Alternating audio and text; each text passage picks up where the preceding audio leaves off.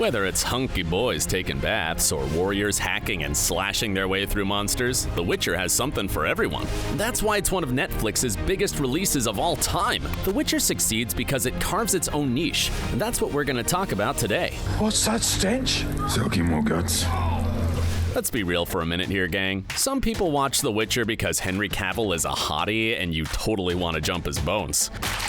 Where the my clothes, Yasuo? Seriously, this seems to be one of the main reasons why many people dig the show so much. Henry Cavill has also read your cheeky tweets on the matter, but at least he wasn't freaked out by him.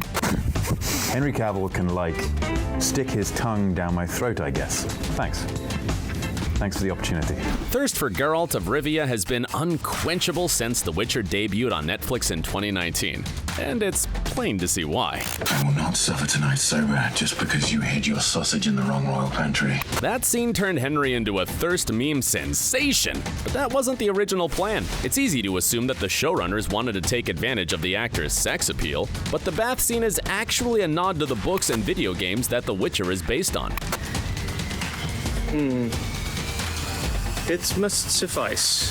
Henry knew that recreating the moment in the Netflix series would be iconic, but he probably didn't expect it to cause mass euphoria. I wonder if anyone knows how much this is going to explode, this particular scene. I was trying to put my feet up, and I couldn't. The bath was the wrong shape. But I thought that might have been a bit much as well. However, the thirst for Henry movement wasn't just an internet phenomenon. No, sir. It happened on the set of The Witcher, too.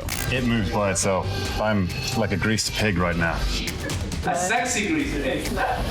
Now that everyone is crushing on Henry as Geralt, it's safe to say that he's broken the Superman curse. After playing the Man of Steel in the DC universe, he struggled to break away from the role for a minute.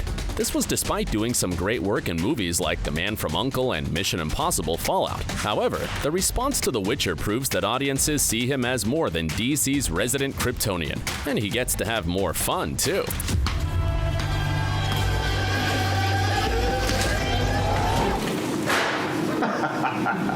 From Conan the Barbarian to Aragorn, most of the lone wolf heroes in fantasy stories are the unsociable type.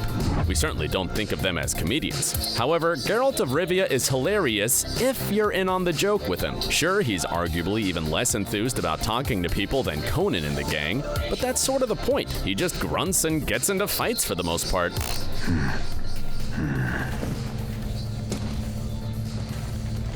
And he doesn't take too kindly to his friends either. Come here.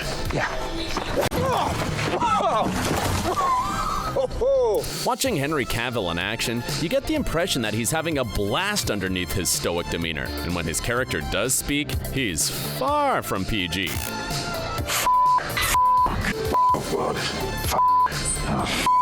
Nor is the cheeky rascal above making jokes about someone's mom, with some swearing, of course. What happened with you? Your mother goat. In fact, The Witcher scores points for having one of the most impressive swear counts in a fantasy TV series. At least you didn't Despite being full of swearing, nudity, and violence, The Witcher is quite lighthearted for what the critics call mature fantasy. And this was the right approach. In lesser hands, that could have just been another super serious fantasy series that wanted to rip off Game of Thrones. But The Witcher is more like Hercules, The Legendary Journeys, albeit with the volume turned up to 11. Whether he's battling humans or monsters, you can always count on the Witcher fella to leave a trail of bodies in his wake, but he needs to put a shift in beforehand.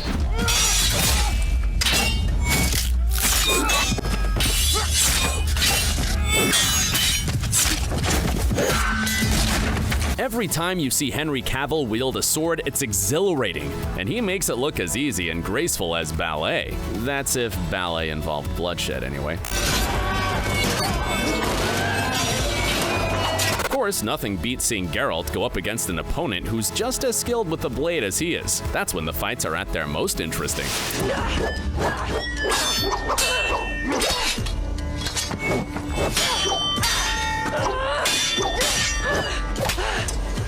Another cool element of the show is how it sometimes combines various styles of action choreography with fantastical elements. Take Vilgefortz, for example. He has more of a martial arts flavor to his action arsenal, which gives him a unique dynamic.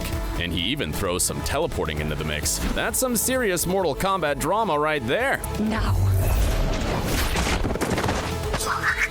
We could talk about the awesome human fights all day, but The Witcher also excels when it comes to creating fun battles with CGI monsters. For a start, the monsters actually look great.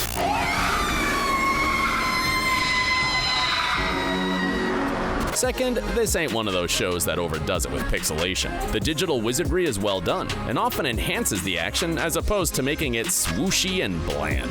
Check out this scene where Geralt stuck it to an insectoid that wanted to have him for supper. Of course, what's a fantasy action extravaganza without an epic battle scene featuring large armies? The Witcher wasn't gonna pass up the opportunity to have its own Battle of Blackwater or Pelennor Fields, and it didn't disappoint when it came time to unleash the troops.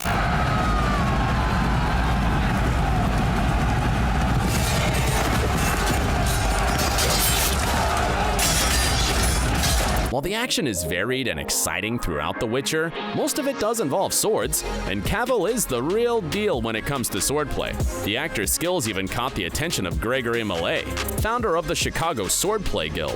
Gregory praised the fight scenes for being believable and gave credit to Henry and the fight choreographers. What did Henry have to go through in order to perfect his craft? You don't want to change the motion of the body. You want to keep the body flowing through to this next movement as if it was actually happening.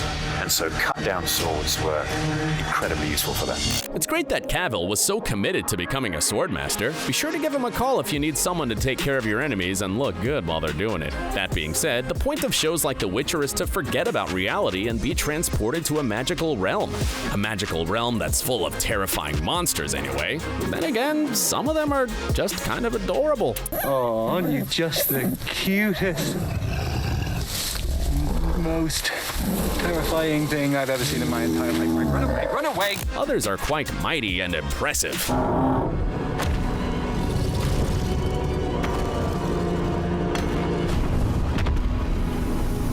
And just like the internet, some of them just want to jump Henry's bones and feast on his flesh.